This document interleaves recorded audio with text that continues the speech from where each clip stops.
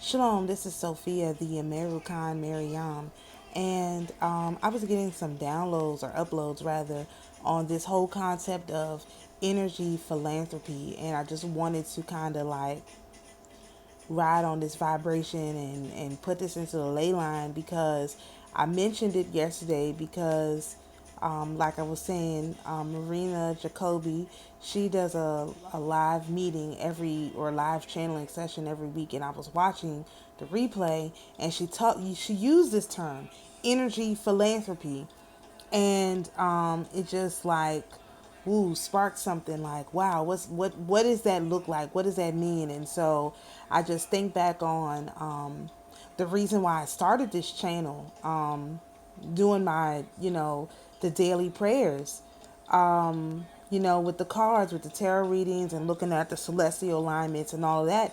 Even up till now, all I've been doing is, trying to prepare this information and put it together and, present it, into the ley lines in a way that, people can use it. And I was, just thinking about this whole concept of energy philanthropy. And I think that this is what we really have to dig into. This is where we really need to make a stand, take a stand, because the energy philanthropy is really the philanthropy that matters. It's just that so many people's energy grid is tied into money, that it comes out as, sharing, like spending money with people, right?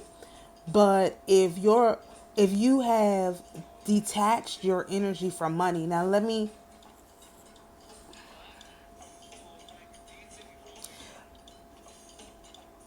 here's how you'll know if you have detached your energy from money. Really, you have to be honest with yourself, because no one can tell you but you, okay?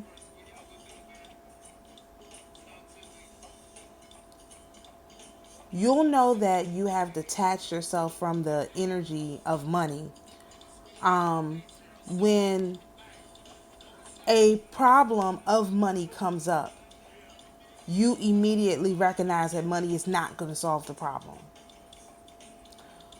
When you think about what you're going to do about X, Y, and Z, your solutions don't reference money.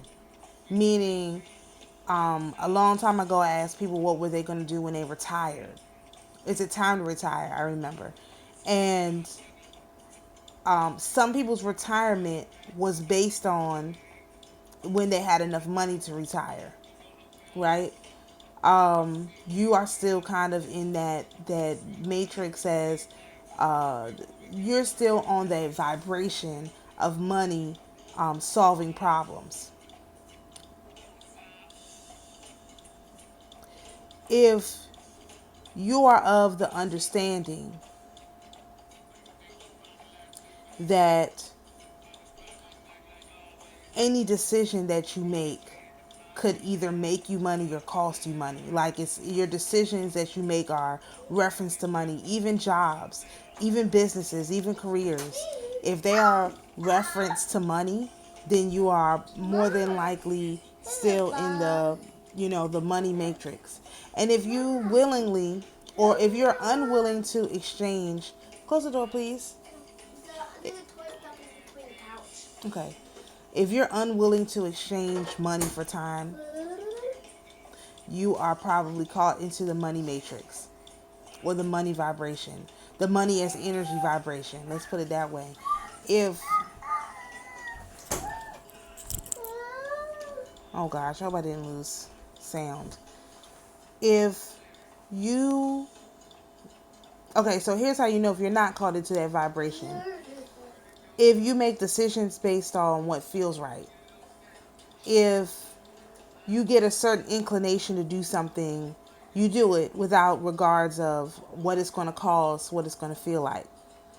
If you are able to separate your financial needs from your physical needs. like I said, if a money situation comes up, you immediately recognize that money is not going to solve the problem. Most importantly, if you understand that you are not the reason you have money or don't have money, there's nothing that you actually do to bring that about or to cause it to be lost. It's not really something that you personally did. This makes you a person who is independent of that system. And this is what they do not want. People who are independent of that system, they basically automatically become energy philanthropists, because then you give your energy freely to where it needs to be given. So this is how you have people who are, again, in this whole concept of aestheticism, where they are devoting a good chunk of what they do, in some instances, to the point of being perfect aestheticists, or some would call them perfect aestheticists based on what they see on the outside. And you could probably be guaranteed that this is what's happening because you will have more and more visits by religious figures. These will be the religious figures that you believe in your pantheon. So for Orthodoxy, it would be the saints. For Hebrews, it would be the fathers, Abraham, Isaac, Jacob, Sarah, Rebecca, all of those, Esther and whatnot. If you are Hindu, it might be Lord Shiva, Ganesha, all those ones. I don't know, Lakshmi, whatever. You will receive actual visits from them, not like imaginary, but like actual visits. They will come and actually visit you to see if you are who you say you are, and to evaluate you and to scan you to see if you're on that vibration for real, or if it's just you only doing it for some reason that can't, that can only be detected from a physical visit, meaning the physical energy has to test the physical energy. And the higher your vibration, the higher the physical energy you are putting out, the higher the entities that come and work with you, which is why over here we have gone from lower level entities to medium to higher level entities, and across multiple pantheons, not just in Orthodoxy and not just in Hebrew. We was working with the Jade Empress, the Jade Emperor's wife, which is a whole nother story. We was working with across the Roman pantheon, across all different pantheons. Why? These people were coming to see and check us to see if we were really vibrating at the vibration that was being picked up in the atmosphere. And so as a result of that work, we can now, some people can have a different level of access, right? And have a different sort of assignment that's coming.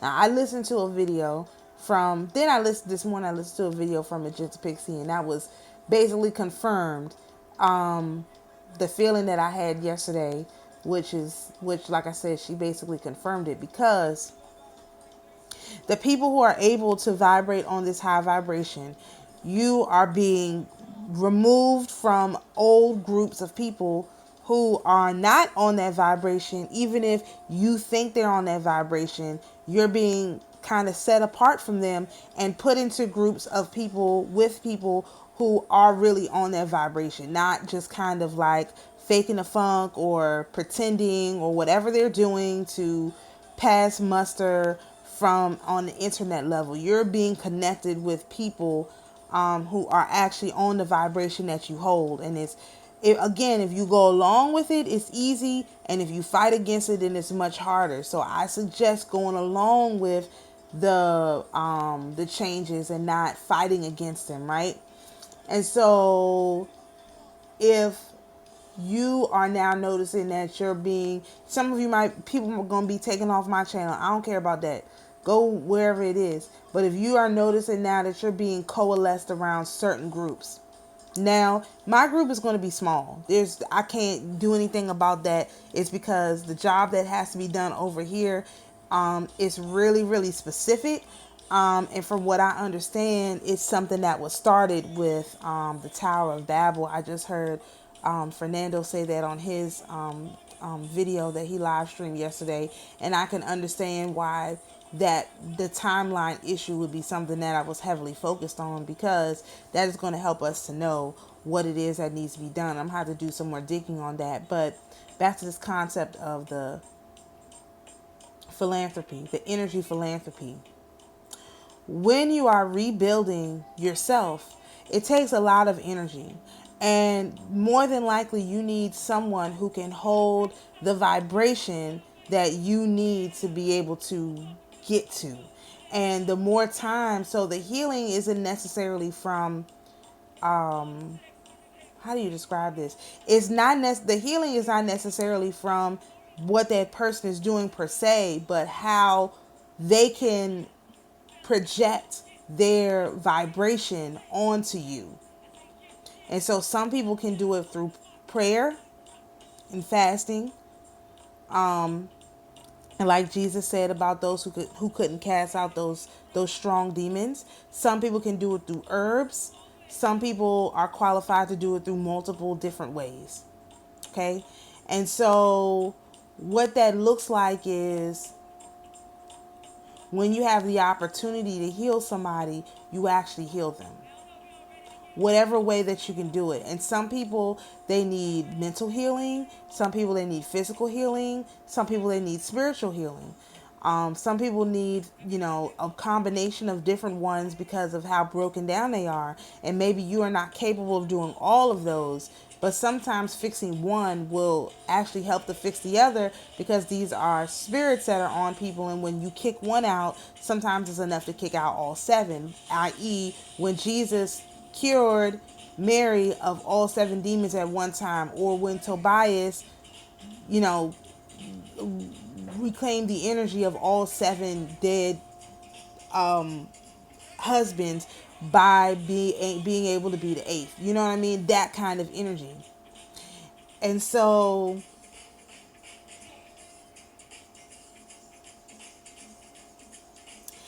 again, it is important to know who you are and to be very, very clear about what you personally have access to.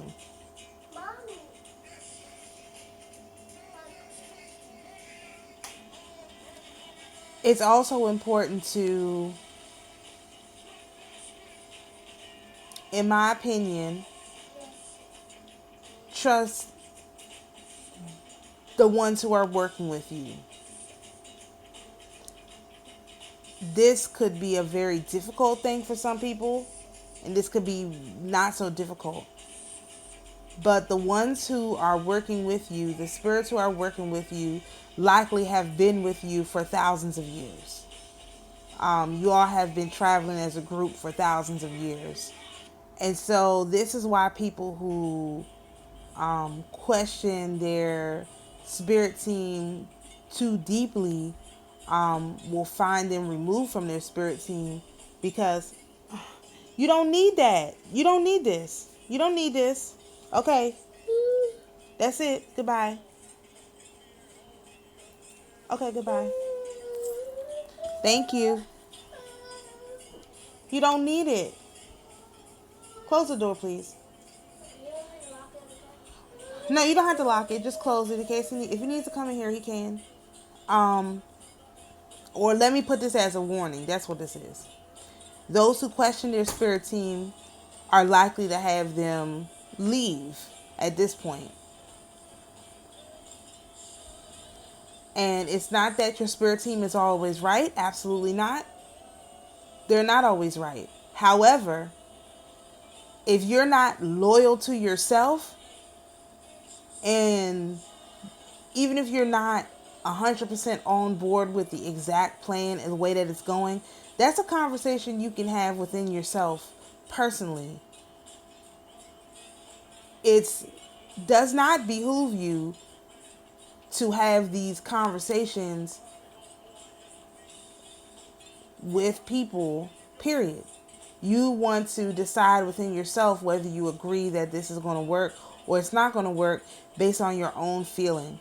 Everybody has their own place that they've come from. Again, even if we have the same color skin, we probably haven't come from the same place. And even more likely, we're probably not on the same spirit team. This is not about saying, oh, my whole, I was a Vestal virgin and all my Vestal virgins is coming back to me. That's not what this is. This is about being able to identify what it is that you were sent here to do and to get on your path. And even when people cross your path who I would not necessarily take you off your path, but they present challenges for your path, right? It's like a game, like a challenge. Okay, now you got to figure out how to work this. You got to figure out how to work that. You want to continue to feel love for these person. Like with the Orthodox, it's always like, you love your enemy. For those who hate you, for those who don't, you're always, praying for them. Not that they conquer over you. That's not it. You pray for them that they will see the error in their ways. You think about, what they've gone through, and you empathize with them, right? But you don't judge them. And you can empathize without judging. You can, look at what someone is doing and identify it as something that's not of them. A lot of times,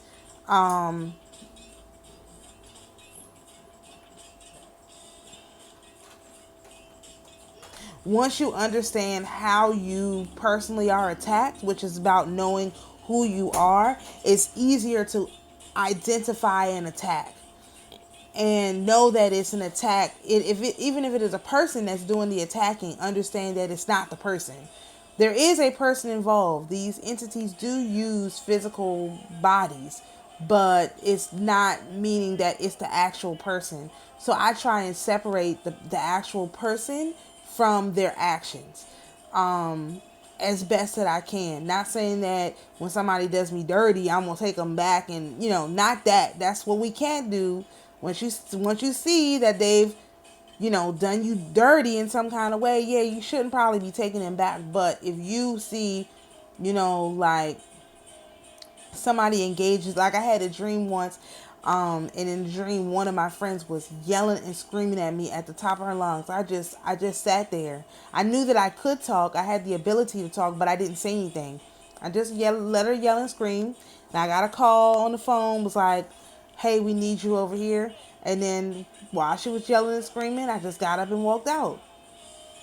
And I understood, or I understand now, that it was not her at all. It was this demon or whoever who was taking on her image and her likeness. This mimic, this doppelganger, was taking on her image and was using that image to provoke me to behave or respond in a way that was against my own interests, for what I'm trying to accomplish. And so this is much like, again, this is how I know, me personally, I'm tied in with the saints, because this is exactly what the saints did in a lot of cases. They were, these people, when they were, or the martyrs especially, when they were getting ready to be tortured, the people would get in their face, they would yell and scream at them, they would, say all kinds of stuff at them. And sometimes the martyrs, they didn't respond at all. They never opened their mouth, they never said anything. They just sat there and they took it. Oh my gosh, that's exactly what that dream was about. And when you got the call, the Most High said to give up the ghost, it's time to go. You left, your spirit left your body. And I always thought about that. How are you able to control if your spirit leaves your body? How are you able to control that? Because that's what Jesus did on the cross. He gave up the ghost and his spirit left his body. He was in control of that. How is it that you live your whole life not knowing you are actually in control of when your spirit leaves? That may be something to look into. Anyway, or not, because this is probably what a lot of the quote-unquote slaves did. They just gave up their body and they cut their heads and stuff off, but they were, or whatever they did to quote-unquote kill them, but they gave up their body and just rolled out. And you can't have your whole field of slaves doing that, because what happens? See, they want us upset enough that we get involved. But as soon as too many of us start saying, look, I'm withdrawing from the system. I am, sovereign. I don't have to take a part of this. Not sovereign citizen, just sovereign, period. I don't have to be in the middle of this. And you withdraw your energy from your system. That is literally the same as Jesus, these saints and Jesus saying, okay, I'm out. I'm done.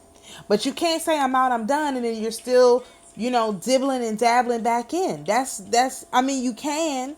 That's what necromancy is, where people leave their bodies, or ghosts or whatever. It's like you left your body, but then you keep coming back to your body.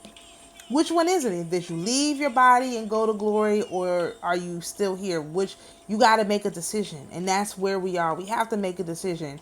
Are we going to be a part of this system, which is not even really a system anymore? It's not even. It don't have a leader. It doesn't have any, real power. It's just a system running a program. You going to be a part of this system running a program, or are you going to devote your life and your energy towards helping others?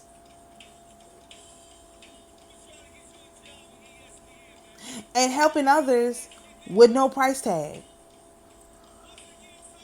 I provide a lot of information. I do heavy energy philanthropy. That's what it is. I do a lot of energy philanthropy. I make videos. I get downloads. I don't have to share none of this stuff that I get. I could keep it all for myself, like a lot of people do who get downloads and have dreams and visions and stuff like that. I could keep it all for myself. I could say, oh, this is not useful information. Keep it all to myself and never make a video. Never go out of my way to put the information out there and let other people do with it what they will. I could do that. But what good is it to save myself and lose my soul? That's soul crushing behavior. To have knowledge and not share it in some way. And even if I'm only sharing it with a couple hundred subscribers, I'm okay with that, because any more than I would have a huge target on my back and I couldn't get my work done. And I would spend most of my time trying to run away from the target as opposed to getting the actual work done. The Most High has kept me in a nice small little box so that I can get the work done. Like other people with big giant followings, they can't get this kind of work done. Every time they get ready to say something, they got the demons at the door listening. Right now, I can move under the radar. We just a little small group of people moving under the radar, bringing in one person here, one person there who gets it. That's how we operate. And there's nothing wrong with that. It doesn't, because my energy philanthropy doesn't go to 100,000, 200,000 subscribers, does not make my energy philanthropy any less valuable.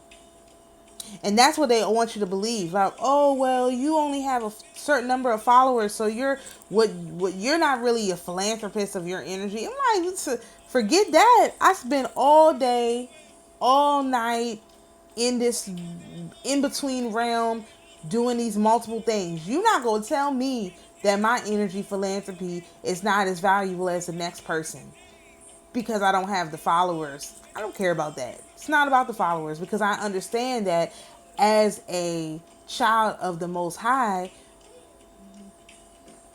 as long as one is gathered, I can tie in with my other people who are on the same vibration as me. We don't have to be in the same place. We don't have to have the same number of followers. The information is going to go around and around and around. I've seen it over and over and over again. It works. It works. And so, I didn't want to make this video long. I just wanted to talk about energy philanthropy, say that is really direction we need to go. And until you can get to energy philanthropy, you need to be doing physical philanthropy, like monetary philanthropy, and spending your money with people. The more people you spend your money with, the better. And it's not spending your money with them and getting a product in return. No, you need to just be making donations. Like I said yesterday, I meant it. If I had a few dollars and I was listening to a video and somebody said, if you got $1, send $1. If I had $1 in my Cash App, I was sending $1. I was no problem with that. And this is why I don't even ask. I'm just like, if you want my products and services, I'm telling you about them. I'm not even stressing people out to send me $1. What I would much prefer is for people to really get their prayer life together, to get their physical understanding of what this world is like together, and to really be serious about following the Most High, mother, father, sister, and brother, and not take it as a joke, like it's something that's irrelevant. That's what I'm more concerned about. And, anybody can feel however they want to feel about this, but moving forward, energy philanthropy is going to be it. So there's a lot of physical places that hold energy vibrations that we need to go to so that we can know what that vibration feels like. Again, when you're going to heal someone with energy, you are impressing this energy upon them. So if you want to yourself be, if you want to be able to put this higher vibration of energy into people to heal them, that means you got to know what that vibration feels like. And then you can sense where someone else's vibration is and bring them up to the vibration of being healed. You can do that through a prayer. You could do that through a herb. You could do that through a whatever. There's a lot of different ways to do it. And I'm not saying that I'm the holder of the keys for all of that. All I'm saying is I know for a fact that that is how it works. You have to hold the vibration. If you can hold the vibration, get next to somebody. That's why the people had to come and see. Well, no, because Jesus healed the soldier's daughter without going to see him. So you don't even have to. So Jesus has shown that you don't even have to actually physically see this person to heal them. But that means you have to be very skilled and very talented at deciphering energy. And so I again suggest that that's what you be seeking over everything else. The money is irrelevant. The money is irrelevant. The money will not solve your problems. No matter how hard you try, no matter what you do, a money dollar bill is not going to solve your problem. I don't care.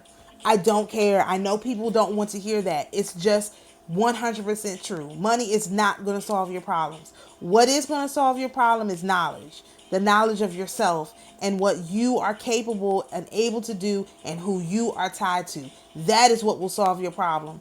Everything else is just a placebo for you knowing yourself and using your power to solve your problems. And that's not going to be something that goes over well. I don't care. I don't care. I don't care. It is the truth. It is the absolute truth. I have seen it work over and over and over again. When a problem comes up that I know is a problem, I immediately say, this is not a problem of money. What is this a problem of? What are they trying to get? What is my spirit team trying to get my attention? What is the Most High trying to get my attention of that he created this situation? I had a situation yesterday where I had to spend all of my money, like every dollar that I had, to do something that was completely unplanned, and I have absolutely no control over at all whatsoever. So I don't have money for rent. I don't have money for food. I don't have money for gas. I don't care. I immediately said, this is not a problem of money. So what is this a problem of? What is going on? And so a light bulb, a voice, very, very clear, went into my head and said, check your website. I said, oh, my website is up. So I've been trying to get my website running all week, and so that I could promote myself on my website. I go and check my website. My website's up. Now, how is that even possible? That the problem of money triggered a thought about my website being up. See, this is why I know. This is how I know what I know. Because the problem I have is not a problem of money. Because even if I had the money that I had to spend, which it wasn't a lot, but I didn't have any, even if I had that money, it still wouldn't solve the problem of having money to pay bills and stuff. It wouldn't have been enough. So I already knew that that wasn't the problem. Have I figured the whole thing out? No, but I mean, this is just where this is my working thing. But I went and checked my website. Boom, my website is up. So now I can start, hey, you know, if you want to get the products, go to the website. Go to the website so I can track it. That's what happened to me. And so when a money problem, money is how they know how to get our attention. And what I'm asking for is don't get my attention with money. That is the worst possible way to get my attention because it invokes panic. So I have to work on myself for a money problem to not bring about panic, but it does invoke panic. So don't get my attention with that.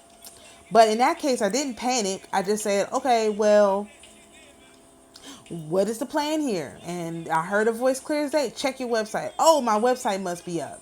I even said that last time. Oh, my website must be up. I went, I checked my website. My website was up. All praises to the Most High. So you have to start checking yourself. Like when you have when something happens that's out of place, you have to have the reaction. Okay, this is not about money. What is this about? And when you can hold that vibration of saying this is not about money, and even saying it out loud is something that is sort of like it's rebuking those spirits that want you to believe that it is about money, because everything in your mind is like, oh no, this is about the money, this is about this. No, it's not about that. If my energy is getting drawn in this way, it's about something else, which is not about money. What is this about? And so literally saying it out loud, what is this about? What is this about? Like, and then looking for the peripheral issues that you're not paying attention to, because we've done this to ourselves, because Babylon made money their god, and we've been here in Babylon. Go put that in the trash. What is that? Okay, because we've been here in Babylon riding this wave, good and bad, as if money was our god, right along with the Babylonians.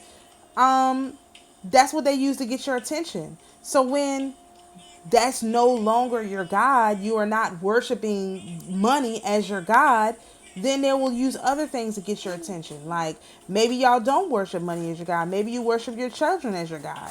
Just like I did a video about that, the golden calf. You made your child your golden calf, and that's your shadow. I made a whole video about that. So maybe you're worshiping your child as your God, and so they take your child to get your attention because the money ain't doing it. Wow, that is painful. Oof. Or maybe your job is your God. Maybe your business is your God. Maybe your faith is your religion is your God, but not the actual God, the religion itself. Hebrews. And that's your God. Oh, I'm Hebrew. That's your God. You serving that as your God. Boomers, for sure, your money is your God. And they take your money and they take your house and they take your stuff. They take your ease, your comfort of life. And then what? You missed the whole lesson in there. And you're mad at, now you're mad at God. Oh, now you're paying attention to God and your spirit team. Once they take everything, don't let it get that far. You can start saying, when you have small things come up, okay, this is not this. This is a spiritual matter. How do I identify that? And when you start identifying your whole life with the spiritual nature of things, then you will start to see changes. But you will not see changes before then. And I'm really concerned about delivering this message, because I know that once it's uploaded, it's truth. And what's its truth, it's not going to be, it's not going to come back void. And so my prayer is that, everybody, you start to take your actual faith, your actual relationship seriously, and you stop stressing yourself out by trying to make everything about something else other than your faith and your relationship with those who have been with you the longest.